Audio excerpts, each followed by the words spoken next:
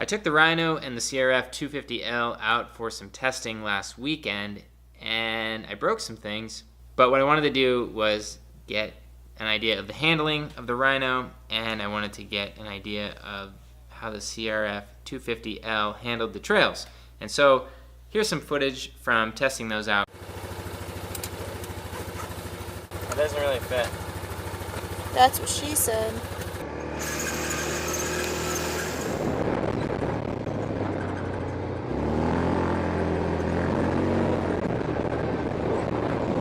The bed's stuck open.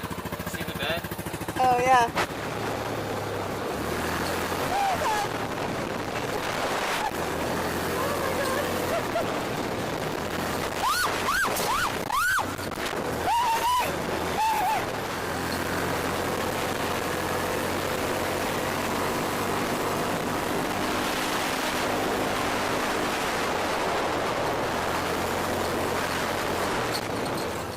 Oh no, go up that way and then reverse into the weeds. Just go straight down and then turn. There you go.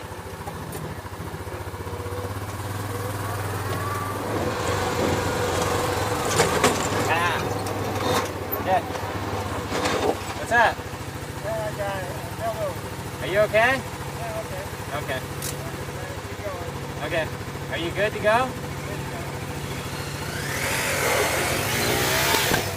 Now from the video you notice maybe a couple things. The Rhino likes to slide around, which is fun. That's a lot of fun. I enjoy it. But the Rhino also had a problem. When I went off the whoop and the Rhino got airborne, the back end kicked way up and the Rhino almost rolled over. But we can avoid this by adjusting the suspension. So what happened when I hit that whoop was the soft suspension in the front absorbed it and the back suspension kicked the Rhino up, and I went airborne, I went sideways, I landed on the hill, and then I just had to counter steer a lot to regain control.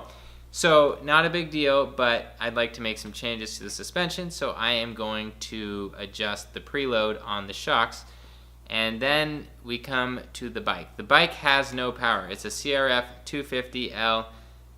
The thing just doesn't have a lot of power. When you're on a very sandy trail, like a black diamond with a bunch of rocks, the heavy weight of the CRF250 and the low power become pretty apparent.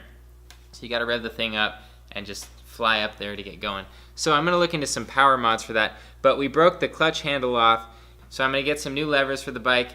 And also I noticed the axle boots on the Rhino are coming off. And so I'm going to get some new clamps for those and probably go over the fluids, and then I'm going to adjust the shocks and I'll go out and test again. Now, I also got a new car, and the new car is going to be a track car project. I don't know if it's going to make a good car, but I'm going to tune it and see what we can do with it, and that's going to be a lot of fun because we spent a ton of time looking for the right car, and now we have it. It is not the Hummer H1. I was just working on the Hummer H1. I was charging the AC system, getting the air conditioning running again, but that is not what we bought. We bought a car to build for the racetrack.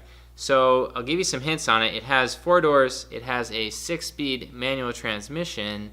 It is not a car that I have owned previously. So there you are. Thank you for watching. Make sure that you enjoy your car.